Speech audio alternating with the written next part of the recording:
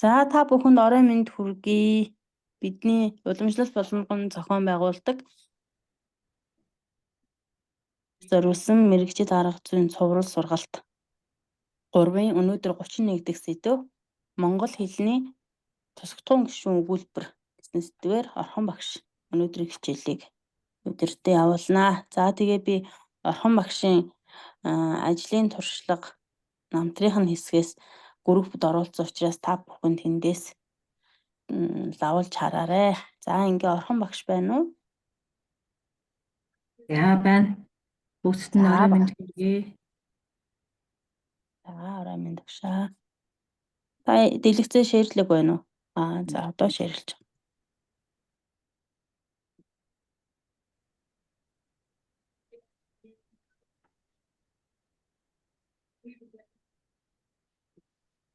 За өнөөдрийн хичээлээр би та бүхэнд монгол хэлний тусгатгуун гишүүн өгүүлбэрийн тухай тэгээд түүнийг заахад ямар аргачлал хэрэгжилж гин мөн тулгарх ямар асуудлууд байх вэ сэдвээр танилцуулахаар бэлтлээ. Ерөнхийдөө танилцуулахаар бэлдсэн л гэж хэлж болно. За ерөнхийдөө монгол хэлний өгүүлбэр гэх юм зүйл байна. Ер нь тухайн хэлийг хэлэлцэж ярилцж сурна гэдэг бол өгүүлбэрийг бий болгоно. Өгүүлбэрийг бид нар хамгийн түрүүнд ойлголцож хэлэлцдэг. Ингээд хэлийг зааж мөн хэлээр ярилцж сурахад ерөнхийдөө нэг 3 төвшний өгүүлбэр хэлдэг юм байна гэсэн нэг юм дүгнэлтэнд хүрсэн. Эхлээд эхнийх нь бол нэрлсэн өгүүлбэр. За дараагийн төвшөнд очихоор тухайн хэлийг суралцагч бол энгийн өгүүлбэрээр хэлэлцэж эхэлнэ. За ингээд төвшин ахаад эхлэхээр нийлмэл өгүүлбэрээр хэлэлцэж эхэлнэ гэж байгаа юм. За нэрлсэн өгүүлбэр жишээлбэл асуулт нь тухайн хүний өөрийнх нь ярьдаг хэлээрч байж болно. Эсвэл сурч байгаа хэлээр нь ч байж болно. Жишээлбэл чиний нэр хэн бэ гэхээр зөвхөн нэр үгээр хариулдаг. Аня гэх мэт. За чи хэнтэй ирв гэхээр аав эсвэл аавтай. За чамд юу хэрэгтэй вэ гэхээр ном гэд өөрийнхөө санааг зөвхөн нэрлсэн өгүүлбэрээр илэрхийлж ивэл энэ бол хамгийн анхан шатанд. За мөн тэр хэлээр ярилцахыг, хэлэлцөхийг хичээж байгаа хүний хийж байгаа үйлдэлээ гэж ойлгож болох юм байна. За үүний дараа бол энгийн өгүүлбэр байж эхэлнэ. За ингээд асуултад эсвэл өөрийнхөө санааг илэрхийлэхдээ энгийн өгүүлбэрээр харилцаж явах юм бол энэ дараагийн төвшөнд агсан байна гэж үзнэ. За жишээлбэл чиний нэр хэн бэ гэхээр намайг Аня гэдэг. Эсвэл миний нэр Аня. За чи хэнтэй ирсэн бэ гэсэн асуултад би аавтаа ирсэн. Эсвэл би аавтайгаа ирсэн. За чамд юу хэрэгтэй вэ гэсэн асуултад надад ном хэрэгтэй. Надад ном хэрэгтэй байна гэх мэтчлэн хариулж ивэл за энэ суралцагчийн ярианы төвшин агсан байна. За ингэж үзэж болох юм байна. За тэгээд ер нь дундаас дээш төвшөнд үзвэл нийлмэл өгүүлбэрээр тухайн ярилцагч ярьж эхэлдэг. Нийлмэл өгүүлбэрээр ярьж байгаа ярилцагч бол нэлээд агсан төвшөнд гарсан байна гэж ингэж оншилж дүгнэж болохоор байгаа юм.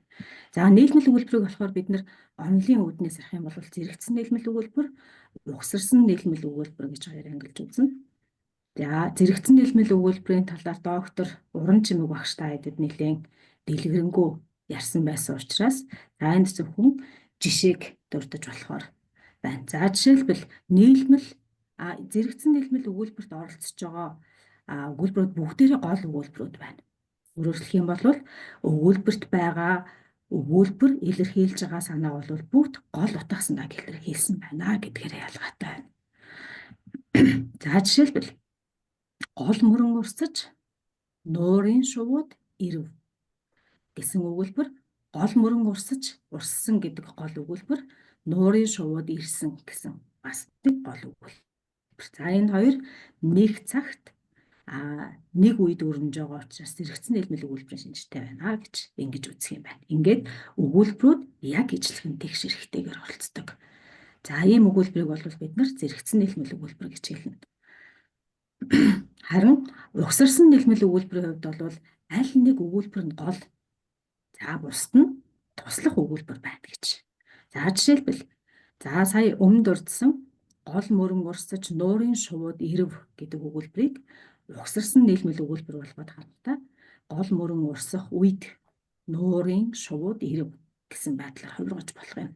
Энэ тохиолдолд яах вэ гэхээр нуурын шувууд ирсэн гэсэн утгаснаа энэ үйл явдлууд бол гол утгаснаа илэрхийлнэ. За харин шувууд хизээ ирэх цаг хугацааг тодорхой болгож байгаа туслах өгүүлбэр нь гол мөрөн урсах үед гэж байна гэж. За эндээс үзэх юм бол ерөнхийдөө зэрэгцэн нийлмэл өгүүлбэрт бол бүх өгүүлбэрүүд оролцож байгаа бүх өгүүлбэрүүд гол өгүүлбэр байх бол угсарсан нийлмэл өгүүлбэрт аль нэг өгүүлбэр нь гол, бусд нь туслах утга үүргээр оролцсон байна гэж.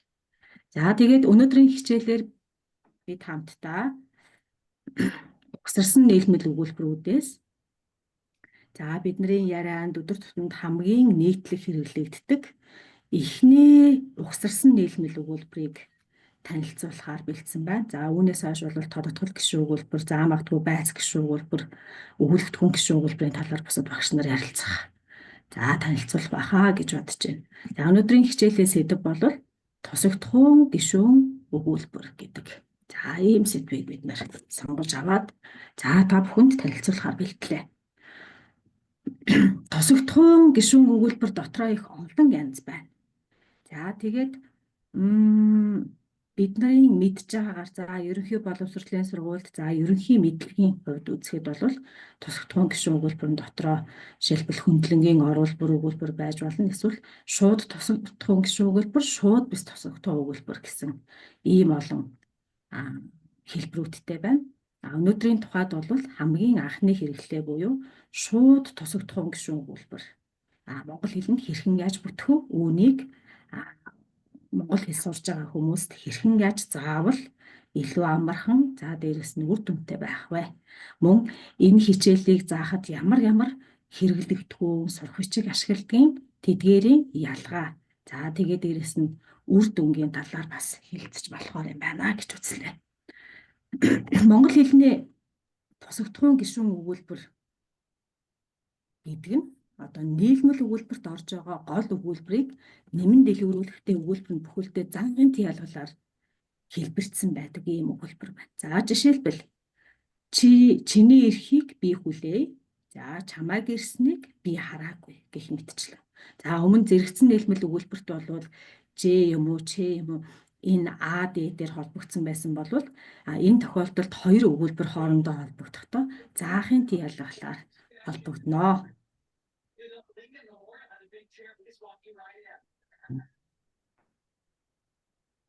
Орхон багшаа уучлаарай. Та хамгийн эхний хоёр дахь слайдаа дахиад үзүүлчихгүй юу?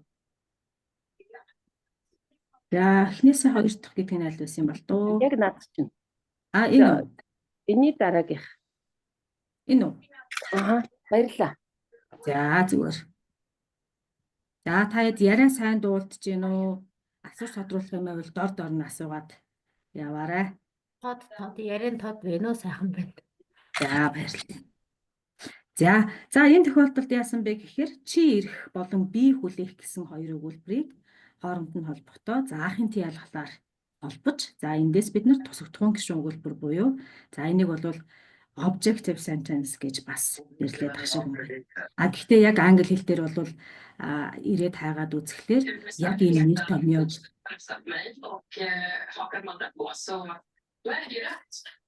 Мика хаагаарэ. Энэ хичээл ингэж өөмөлмөргүй шүү хүмүүсээ. Баярлалаа. Яг энэ нэр томьёог бол тийм нийтлэг хэрэглэгддэг биш. Гэхдээ яг академик сургалтын үед бол дүүцүүлэн хэрэгжилж болохоор нэр томьёо юм байна гэж энд сонгож авсан. Тэгээд чи ирэх, би хараагүй гэсэн хоёр өгүүлбэрийг хооронд нь холбохдоо, хооронд нь захируулан холбохдоо заахын ялгалаар холбосон байна гэж. Ерөнхийдөө бол тусагдхуун гишүүн өгүүлбэр гэж ийм өгүүлбэрийг л хэлэх юм. Тусагдхуун гишүүн өгүүлбэр тодруулан, дэлгэрүүлэн заахын өмнө ер нь суралцагчдад юу өгдөг вэ гэхээр ер нь монгол хэлэнд альва нэгэн тийн ялгалын нөхцөлийг шаарддаг хайсан үйл өгүүдийн жагсаалт гэж судлаачид гаргасан байна. Энийг хаанаас үзэж болох вэ гэхээр уран чимэг зэрэг автортай Монгол хэлний зөв тайлбар гэсэн англи хэл дээр тайлбарсан номын хавсралт хэсэгт яг аль тийм ялгалыг ямар ямар үйл өгөөд шаарддаг юм бэ гэсэн ийм жагсаалт гарсан байна. За тэгэхээр энэ заахын тийм ялгалтай үйл үгсийг харж болно. Жишээлбэл анхаарах, асрах, баримтлах, баривчлах, бүртгэх, нэрлэх, өөрчлөх, ойлгох, санах, уучлах, хайрлах, хүлээх, хүсэх, шагнах, шийдэх гэсэн энэ үйл өгөөд болвол энэ гих мэтчлэн үйл өгөөд бол өмнөө дандаа заахын тийм ялгалтай үгсийг захирдаг. Энийг цаашаага төвшин ахиулах юм бол эдгээр үгс болвол нөгөө бидний өнөөдрийн гол болгоод байгаа тусагтхуун гишүүн өгүүлбэрт илүү оролцдог гэсэн. Ийм жагсаалтуудыг гаргасан байна. Өөрөөр хэлэх юм бол суралцагч нь эдгээр үгсийг хэрвээ мэдж байх юм бол цээжилсэн өөрийн болгоцсон байх юм бол тусагтхуун гишүүн өгүүлбэр бүтээхэд одоо суур бааз нь бэлэн болно гэж ингэж үзэх юм.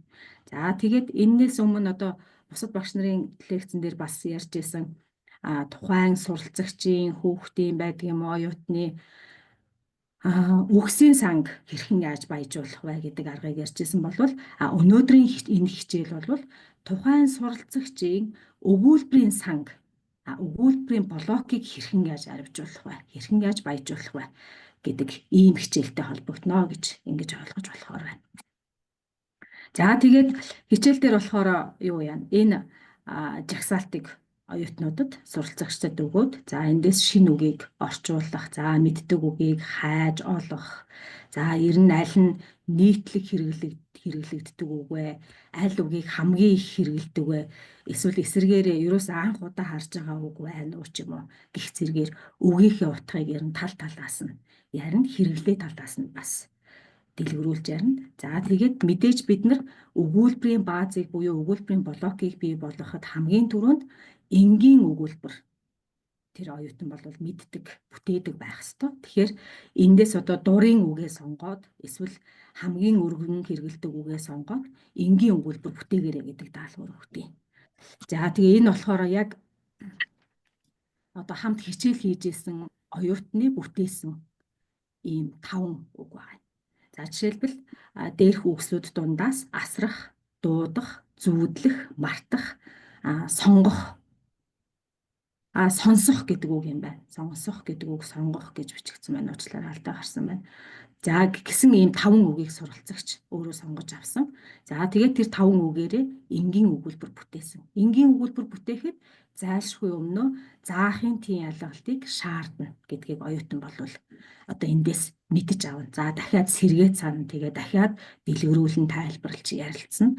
Хэрвээ алдаа гарсан байх юм бол багш тэн дээр бас одоо зааж чиглүүлэх байдлаар ажиллах иймэрхүү байдлаар өгүүлбэрийг бүтээн.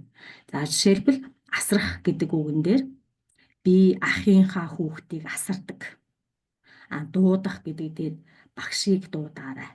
Зүүдлэх гэдэг дээр урд шөнө би Томсыг зүүдэлсэн гэх мэтчлэн. Хамгийн сүүлийн сонсох гэдэг дээр би морин хуурыг сонсож үзмээр байна гэсэн шиг одоо ийм зэргийн өгүүлбэрүүдийг оюутан өөрөө бүтээж байгаа. Эндээс юг харж болох вэ гэхээр оюутан болвол дараагийн нийлмэл өгүүлбэрийг бүтээхэд бэлтгэгдсэн байна. Бэлэн болсон байна гэж ингэж харж болохоор байна. Ингээд цаашаага багшийн алхам юу болох вэ гэхээр тэгвэл энгийн өгүүлбэрт би морин хуурыг сонсож үзмээр байна гэсэн өгүүлбэрийг оюутан бүтээсэн болвол одоо энэ дээр өгүүлбэр гэдэг ямиг оруулж ирэхийн тулд үйл үг орж ирэх хэрэгтэй. Өөрөөр хэлэх юм бол тухайн өгүүлбэрт хэдэн үйл үг байна. Үйл үгийн тоогоор өгүүлбэр байна гэдэг ийм одоо нөгөө академик онлын мэдлэгийг тэр оюутанд өгнө гэсэн үг. Гэхдээ аль болох хүндрүүлэхгүй хамгийн энгийнээр хэдэн үйл үг байна. Үйл үгийн тоогоор л өгүүлбэр байна шүү. Өөрөөр хэлэх юм бол нэг үйл үгтэй өгүүлбэр байх юм бол энэ энгийн өгүүлбэр байна.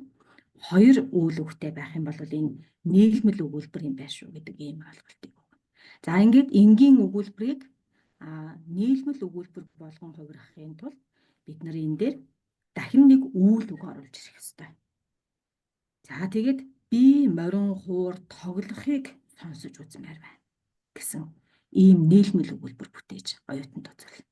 За энэ тохиолдолд өгүүлбэр хэрхэн яаж өөрчлөгдөж, за дээрээс нь энэ өгүүлбэрийг ингээд дэлгэрүүлээ бүтээхэд одоо хэр хүндрэлтэй байна.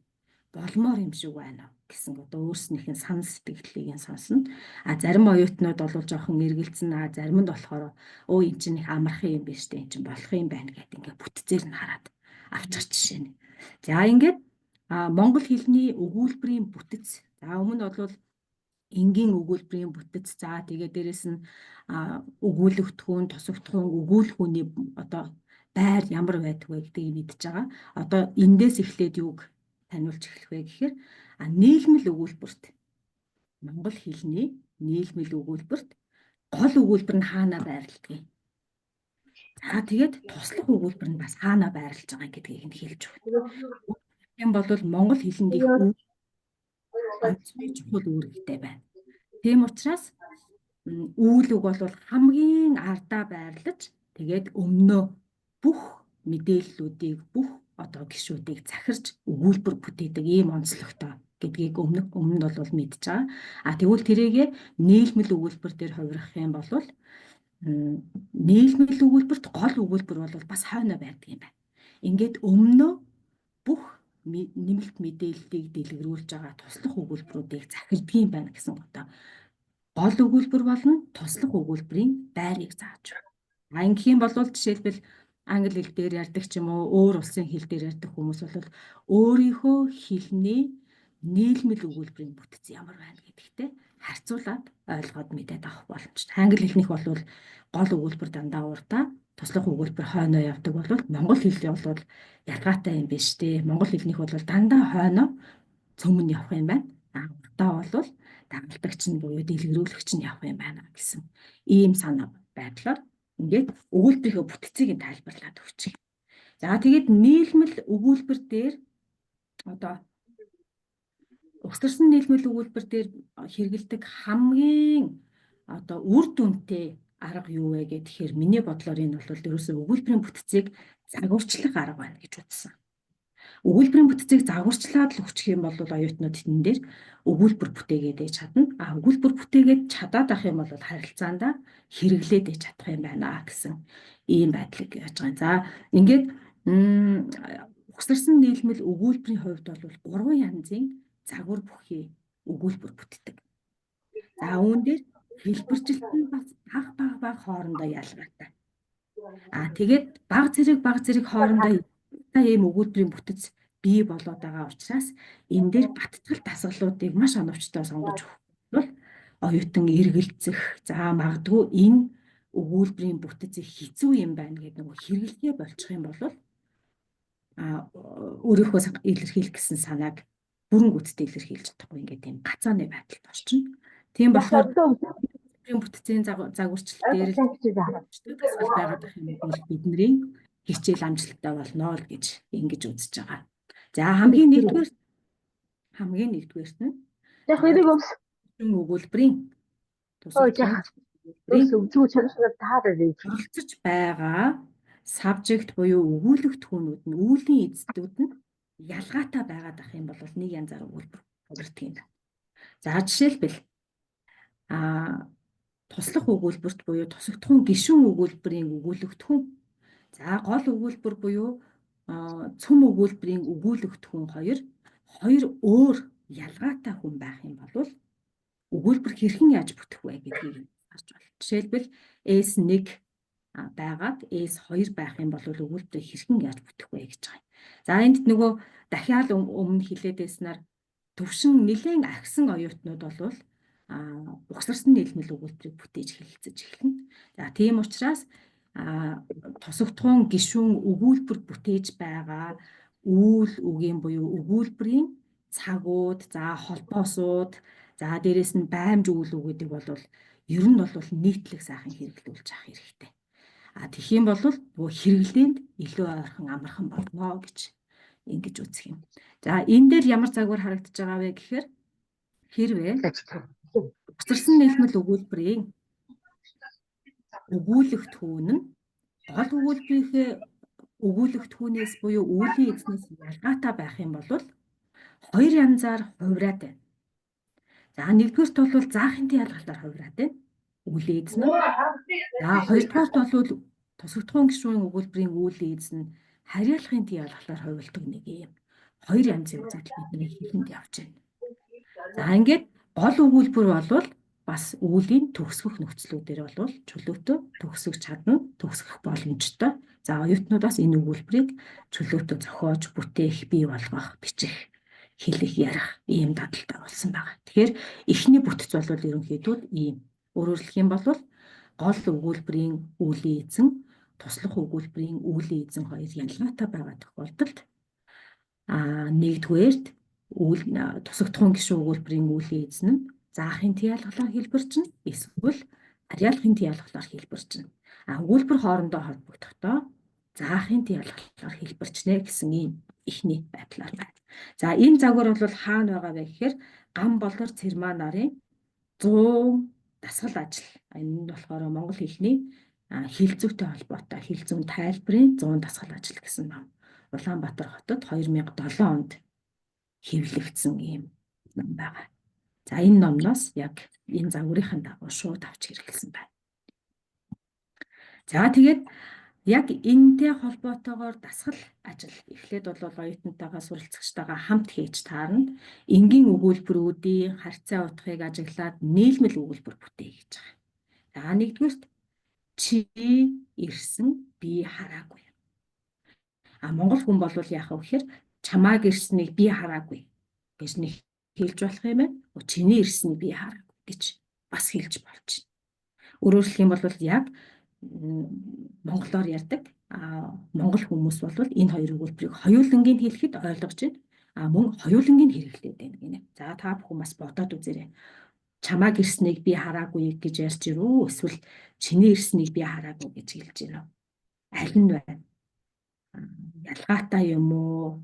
Эсвэл бид нар ингэж хэрэгэлдэггүй штэ гэж бодсон жишээнүүд бас гарч ирэхийг үгүйсэхгүй. Тэгэхээр аль тохиолдолд бас алийг нь хэрэглээд байгаа бол гэдгийг оюутнууд эндээс ингээд гаргад ирдэг.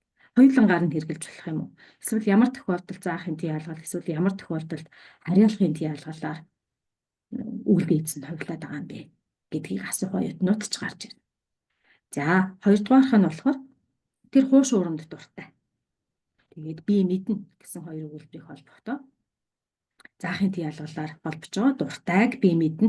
Хууш ууранд дуртайг би мэднэ. Хууш ууранд дуртайг би мэднэ гэж байгаа. Энэ тохиолдолд үлийн эзэн тэр болоод би гэсэн хоёр өөр үлийн эзэн байгаа учраас дахиад үлийн эзэн хувирна. Түүнийг хууш ууранд дуртайг би мэднэ. Түүний хууш ууранд дуртайг би мэднэ гэсэн хоёр өгүүлбэр бий болж байна. За тэгээд би сонсож байгаа багш нараас бас сонирхоод асууя гэж бодож байна. Энэ хоёрын ер нь алийг нь бид нэр хэрэгэлдэг юм болоо. Та өөрөө яг аль хувилбарыг нь хэрэгжилж байна? Чамааг ирснийг би хараагүй гэж хэрэгжилж байна уу? Эсвэл чиний ирснийг би хараагүй гэж хэрэгжилж байна уу? Таны хэрэглээ аль нь вэ? Та алийг нь илүү сонсож байна вэ? Энэ дээр та бас хариулж өгөөч сонсож байгаа багш нараас.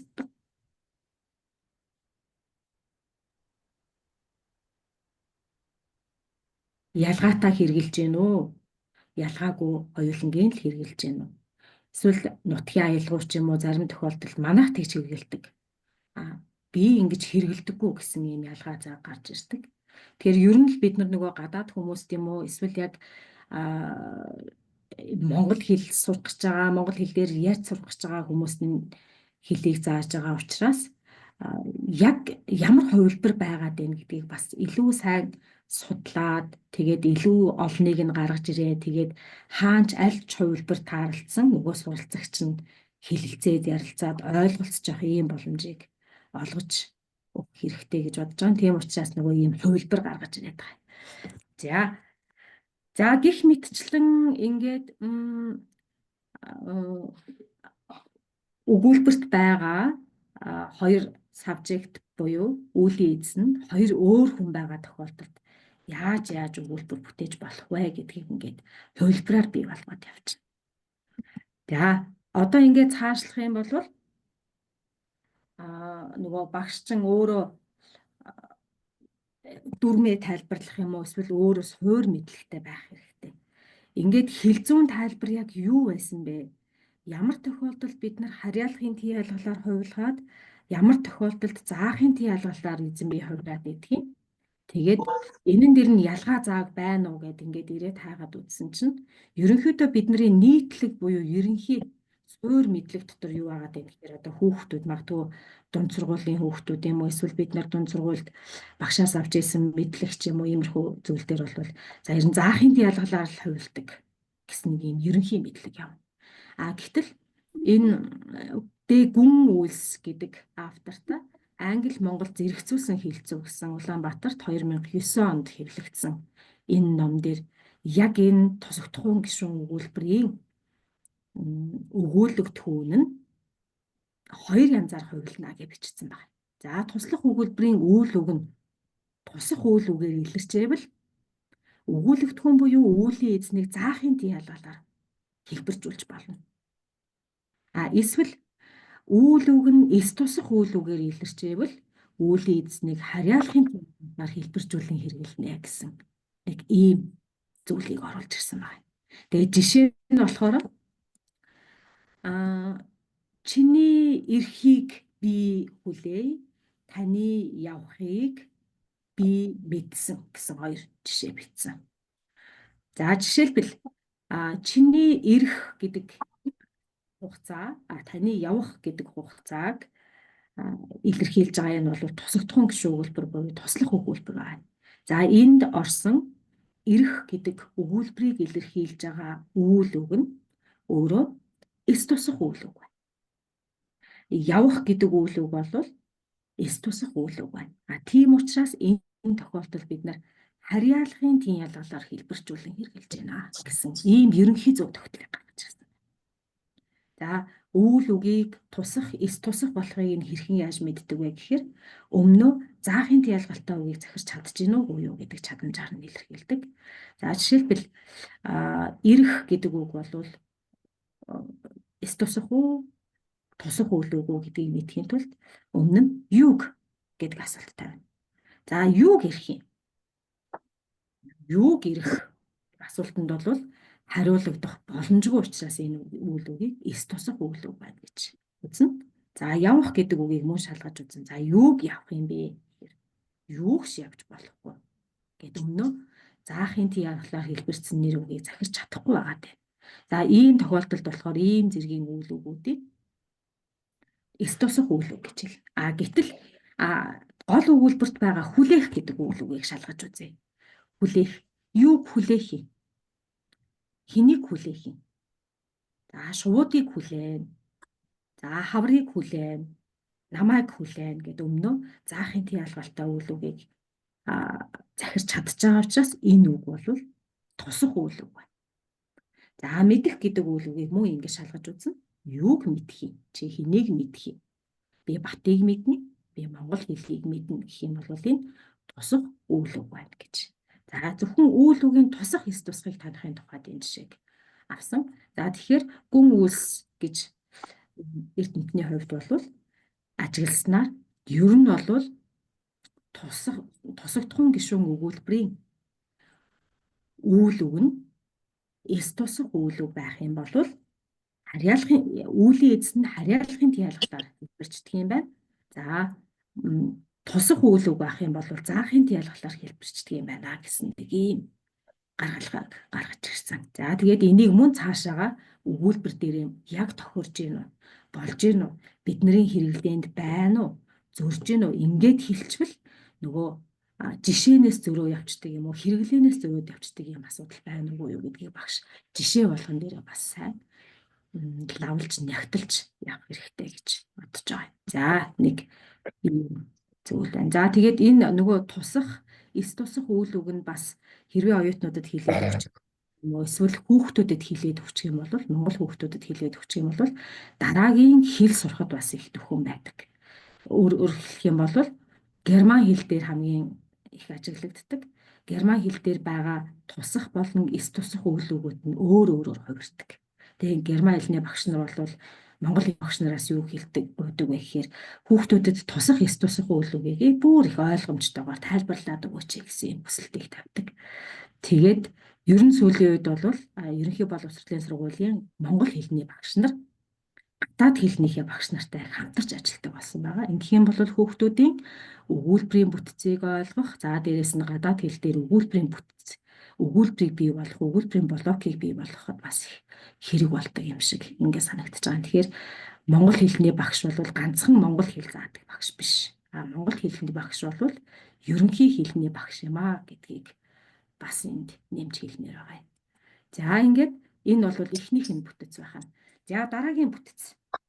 Дараагийн бүтц нь юу ах вэ гэхээр гол өгүүлбэр болон туслах өгүүлбэр буюу тосогдхон гишүүн өгүүлбэрийн үүлийн эзэд нь яг ижил нэг хүн байх юм бол өгүүлбэр хэрхэн яаж бүтэх вэ гэсэн ийм загварыг гаргаж ирж байгаа. За энэ тохиолдолд яах вэ гэхээр өгүүлбэрийн эзэд нь нэг л хүн байгаа учраас нөгөө үүлийн эзэн чинь ямар нэгэн тийм ялгалаар хувилахгүй.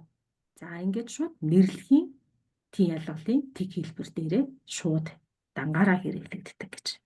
За харин тусагдхуун гишүүн өгүүлбэр бүтэхдээ өмнө дан ганц заахын тийм ялгал хэрэгэлдэг байсан бол энд одоо бидний мэддэг эзэнт хамаатуулахын нөхцөлийг хамтд нь авч хэрэгэлдэг. За жишээлбэл Г гэдгийн араас эзэнт хамаатуулахын А гэдэг нөхцөл хамтдаа явж иж энэ өгүүлбэр бүтнэ гэж байгаа. За энэ бол хоёр дахь хэлбэрийн тусагдхуун гишүүн өгүүлбэр болох нь байна. За жишээ. Би найзтайгаа уулзах ёстой. Би сая саналаа. Өөрөөр хэлэх юм бол энд байгаа хоёр энгийн өгүүлбэрийн үүлийн эзэн би Баатар байна. Би байна. Би байгаа учраас энэ тохиолдолд хоёр удаа биеийг буюу хоёр удаа үүлийн эзнийг дурдах шаардлагагүй. Нэгийг хураана. За мөн энэ хураасан буюу химэнсэн байгаа энэ үүлийн эзэн болвол дахиад өөр ямар нэгэн тийм ялгалаар хувилахгүй. Нэрлэхийн тийм ялгалт дээр хэрэглэгдэнэ гэж байгаа.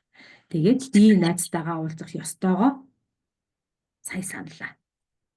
Өөрөөр хэлэх юм бол өмнөх өгүүлбэрт байсан одоо энэ хоёр би нэг нь бол үүлийнхээ өгүүлбэрийн ихэнд ороод ирж байгаа. Нөгөө тохиолдолд нөгөө би нь яасан бэ гэхээр энд за юуны эзэнт хамаатуулахын нөхцөл болоод ороод ирчихэж байгаа гэж ойлгож байна. Тэгээд би найзтайгаа уулзах ёстойгоо сая саналаа гэсэн ийм өгүүлбэр бүтээн. За дараа нь тэр их сургуульд сурдаг. За дахиад үүлийн эзэн тэр надад хэлсэн. Тэр их сургуульд сурдгийг надад хэлсэн гэсэн ийм өгүүлбэр бүтээж байна. Энэ бол яаж байгаа гэхээр өмнөх өгүүлбэрийн бүтцээс бол ялгаатай. Яагаад гэвэл туслах өгүүлбэр болон гол өгүүлбэрийн үүлийн эзэн нэг хүн байна гэж ингэж болох юм. За би маргааш заавгүй. Би Батад хэлсэн. Ингээд хоёр өгүүлбэрийн үүлийн эзэн нэг хүн учраас би маргааш заавгүйгээ Батад хэлсэн. Туяа ном уншсан, туяа тайлбарлсан. За туяа энэ хоёр үлийг хоёуланг минь хийсэн. Гэхдээ гол өгүүлбэр бол тайлбарлсан. За үнийг нэмэн дэлгэрүүлсэн тусагдхуун гишүүн өгүүлбэр бол туяа ном уншснаа тайлбарлсан гэсэн ийм өгүүлбэр бүтэж байна гэж байгаа. За энд бол хоёр үүлийн эзэн бол нэг байна гэдэг ийм бүтц харагдах юм байна.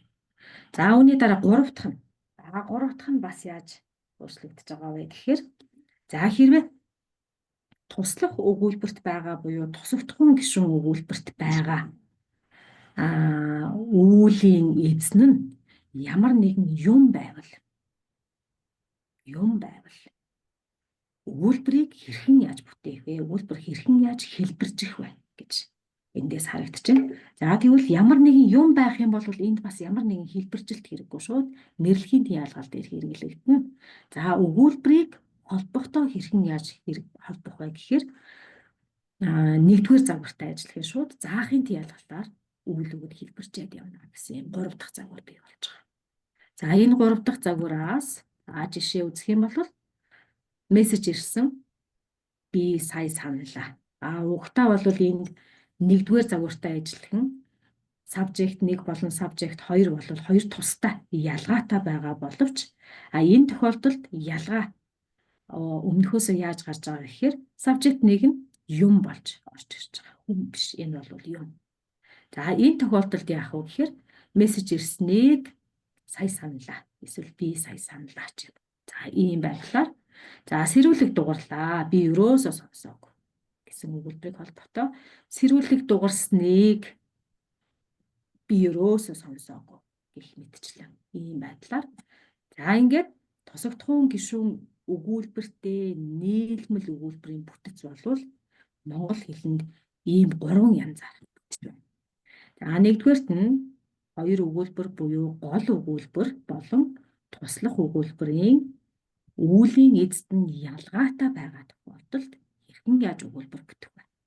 За хоёрдугаарт нь гол өгүүлбэр болон туслах өгүүлбэрийн үүлийн эзэд нь яг ижил нэг хүн байгаа тохиолдолд өгүүлбэр хэрхэн яаж бүтчихэ?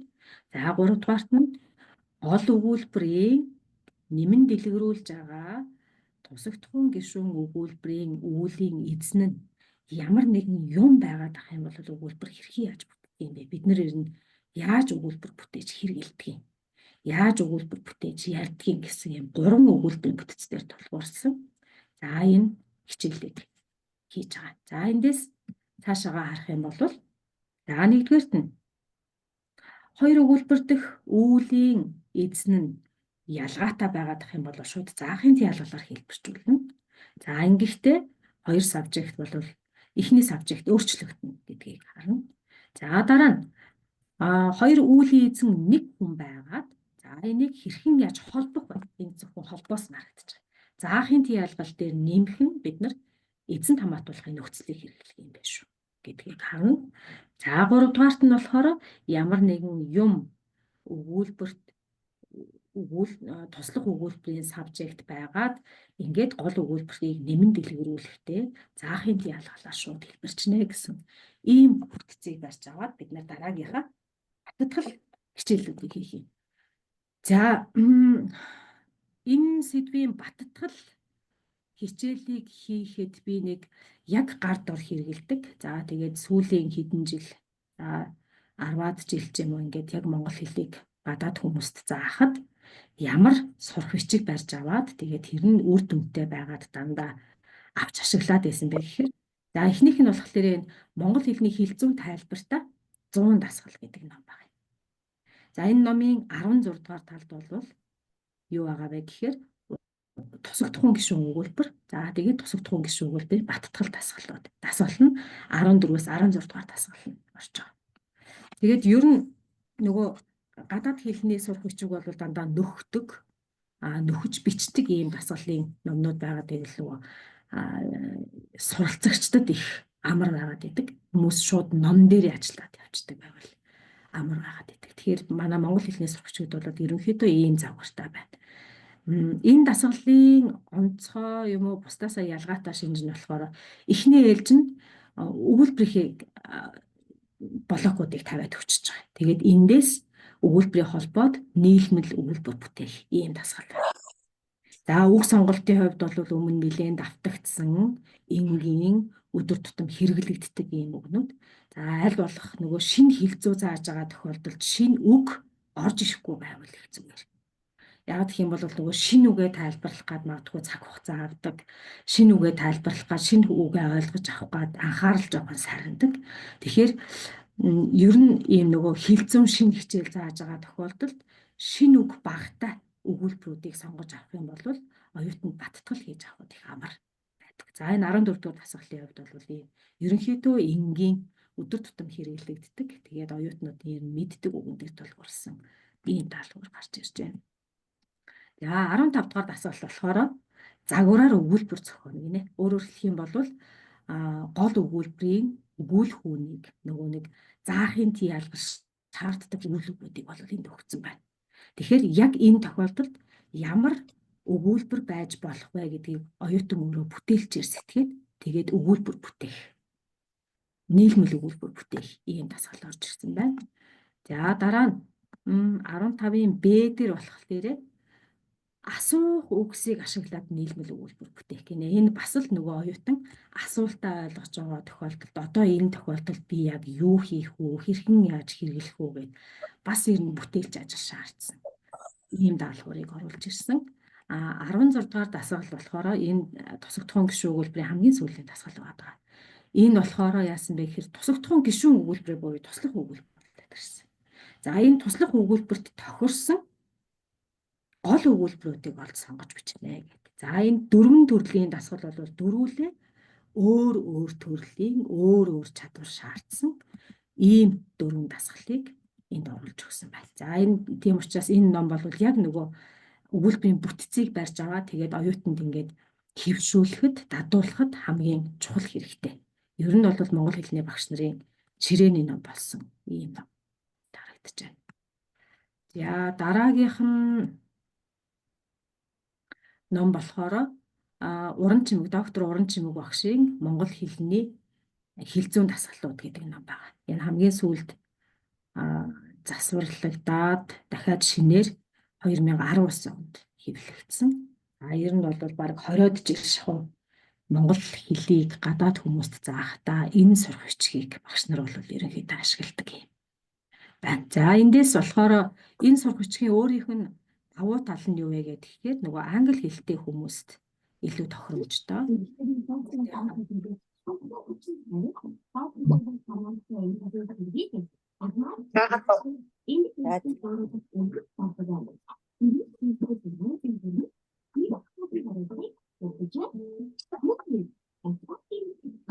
Яа тэгээд асуулт нь монгол дээрээс нь англи хэлээр тайлбартай байдаг.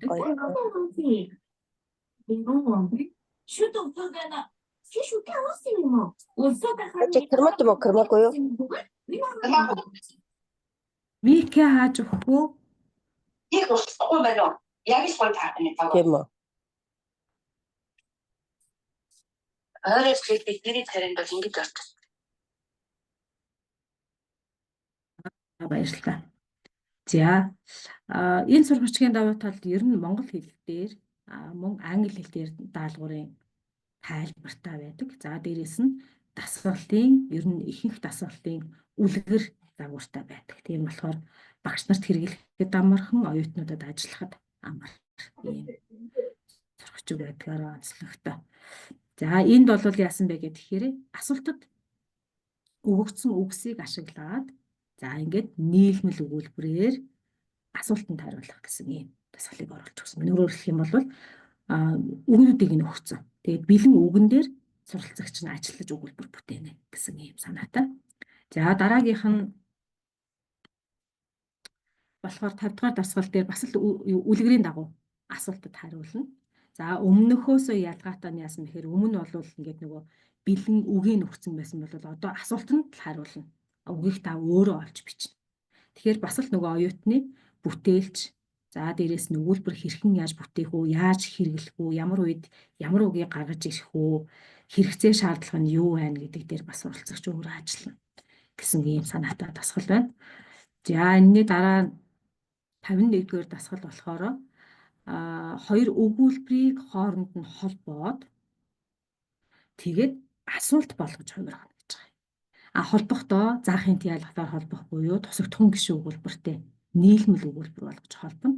За ингэж холбосон нийлмэл өгүүлбэр болгосон өгүүлбэрээ эргүүлээд асуулт болгож хувиргах гэж байгаа. Тэгэхээр энэ дээр бол оюуны бараг 2-оос 3 ажил хийгдэж байгаа. За дээрэс нь өмнөх хичээлүүд дээр ч гэсэн багш нар нэлийн дурдж хэлжсэн.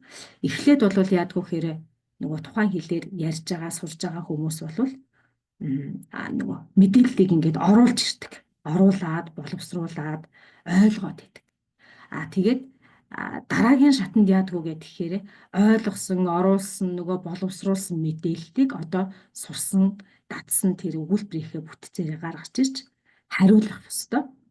За бүтээх ёстой. Ингээд гаралт гэж хэлж байгаа. Нэг нь бол оролт, нөгөөг нь бол гаралт гэж хэлж байгаа. Энэ тохиолдолд яаж ийн гэхээр оюутан 1-ээс 3 шатлалтай оюуны ажил хийгээд хамгийн сүүлд нь бол ерөөсөө нөгөө сурсан зүйлээ гаргаж байгаа, гаралт хийж байгаа учраас энэ бол оюуны нэлийн дээд түвшний ажил байна гэж үзнэ.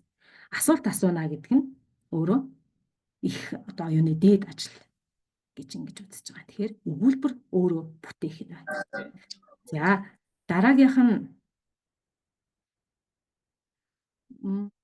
даалгавар болохоор бас өгөгдсөн өгүүлбэрүүдийг ашиглаад нийлмэл өгүүлбэр болгох юм даалгавар байна.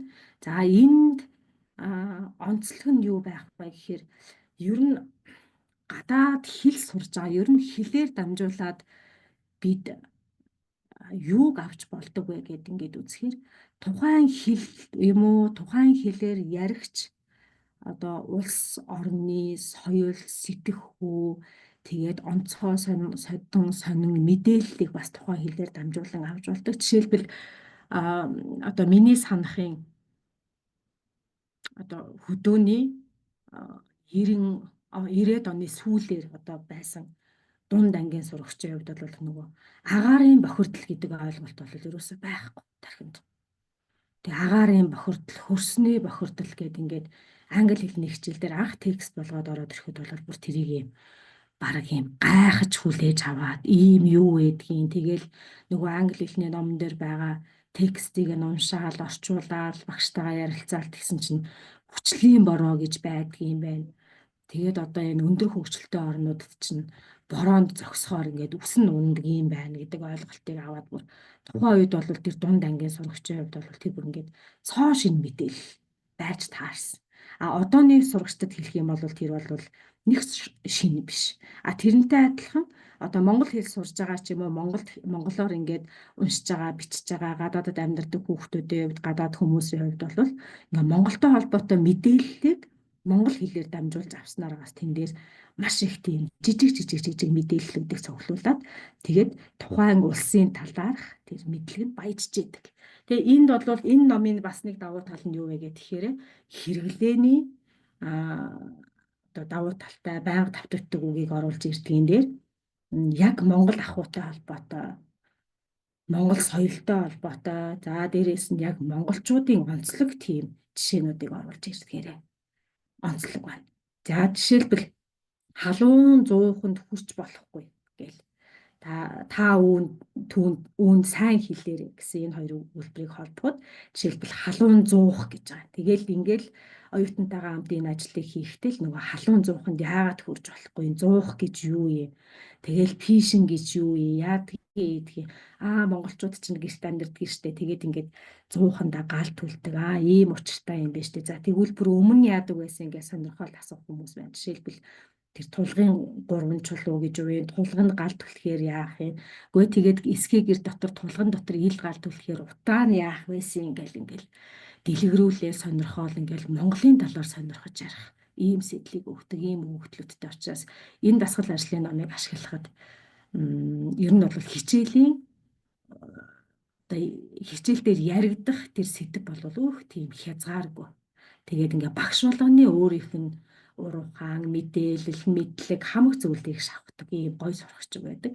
Зааж тэгэл үе төмөн авраг гээл ингээл ярина үе төмөн аврагын талаар ярьж өгөн Монголд 33 байдаг. Би сэтгүүлээс мэдлээ гээл тэгвэл 33 гэрийн даалгаварт одоо ингээ та 33 говийн нэрийг мэдээд ирээч гэл ингээл тэгэхэд монголоор хайж болно, англиар хайж болно. Тэгэл тэр дотроос 33-лангийг нь биш юм а гэж бодоход мэддэг хідэн говийн нэртэй.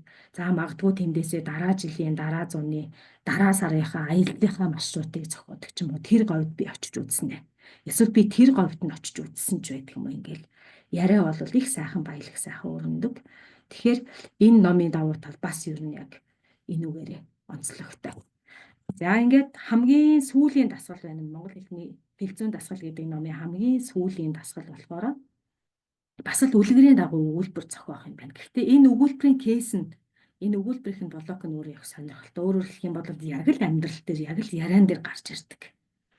Жишээлбэл тэр ирнэ эсвэл ирэхгүй би мэдэхгүй. Тэр ирэхгүйг би мэдэхгүй. Энэ юусоо монголчуудын хувьд өдөр тутамдаа хэрэгэлдэг ийм өгүүлбэр. За тэр миний тухай сонссон эсвэл сонсоогүй. Тэр миний сонсоогүй би мэдэхгүй. Ингээд энгийн өгүүлбэрийг нийлүүлээд авсаархан, эвсээрхэн ойлгомжтой. За тэгээд дээрэс нь өгүүлбэрийг нэлийн дээд түвшинд бүтээж болохоор ийм одоо өгүүлбэрийн сонголтуудыг оруулж ирсэн гэдгээрээ их онцлогтой. За ингээд энэ монгол хэлцүүн дасгалд бол тусагдхуун гишүүн өгүүлбэрийг баттгах 4 янзын дасгал орсон байна. За 4 янзын дасгалыг та анзаарсан бол ерөөсөө нэг дасгал дандаа 12-оос 13 хувилбар бүхий өгүүлбэрүүдийг бүтээх ийм даалгавартай.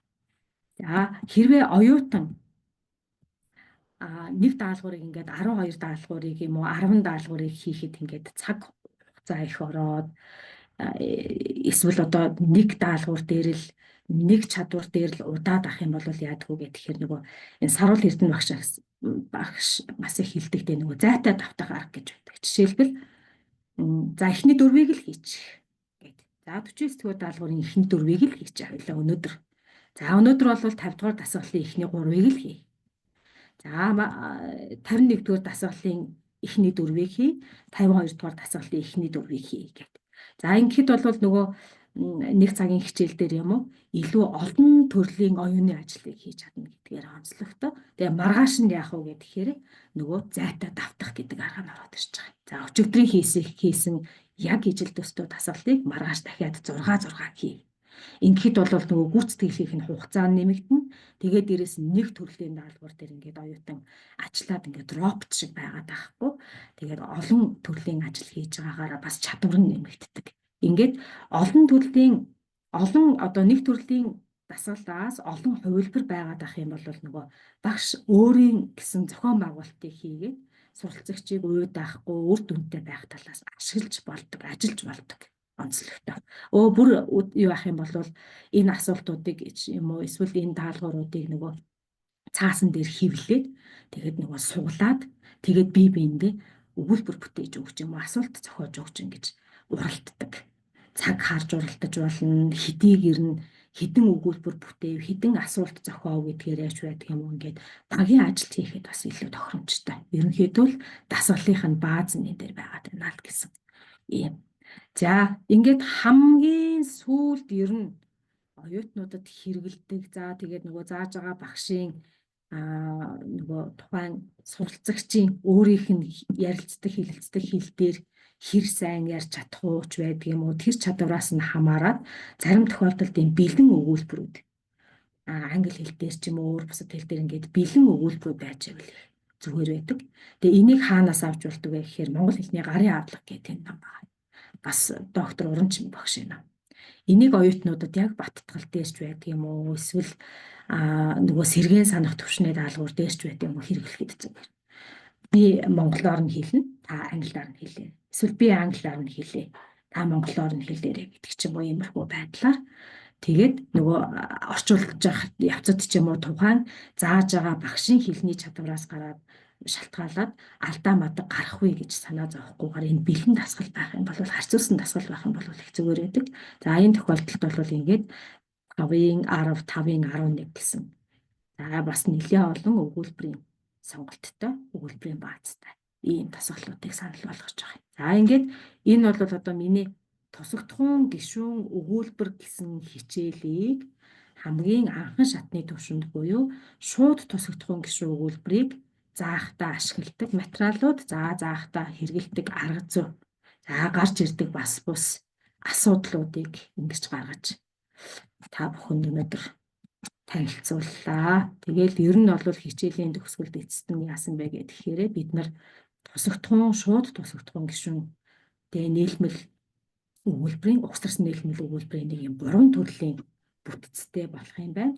Энэ 3 төрлийн бүтц дээрээ суурлаад өгүүлбэр бүтээж сурах юм байна л гэсэн ийм үе шаттай явна. За тэгээд ер нь бол хэл зүй заахад энэ төрөнд барьж авдаг ном бол энэ Уранчин багшийн монгол хэлний хэл зүйн тайлбар гэсэн ном. Энэ нь бол яадгүй гэхээр бүх хэл зүй англи хэл дээр тайлбарлагдсан. За магадгүй яг тэр хэлийг мэддэг хүмүүст хичээл заахад бол эндээс тайлбарыг шууд авч хэрэглэж болохоор ийм байна. За дээрэс нь монгол хэлний хэл зүйн дасгалууд Уранчин багшийн ном байна.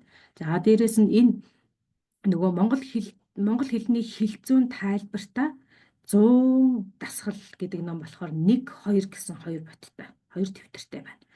Нэг дээр нь юу байх вэ гэхээр нөгөө яг л анхан шатнаас нь тийн ялгалаас эхлээл цагуудыг хүртэл. Хоёр дээр нь юу байдгүй гэхээр яг нийлмэл өгүүлбэр юм уу эсвэл хэллэг тайлбарлахад зориулагдсан ийм 100 өгүүлбэр, 200 өгүүлбэрийн бүтцтэй юм ном байж. За тэгээд англи ихэвчлэн нөгөө англи хэлтэй хүмүүст хичээл заадаг байсан болохоор ер нь бол энэ номыг бас их барьдаг.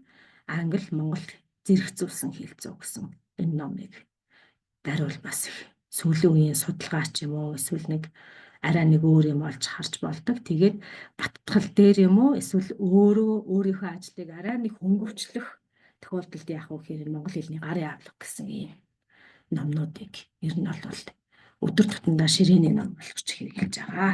За ингээд өнөөдрийн хичээлийн хувьд бол миний бэлдсэн зүйл энд хүрээд өндөрлж байна. Та бүхэнд хичээлтэй холбоотой асуух, сонирхсан зүйл байвал асуугаарай.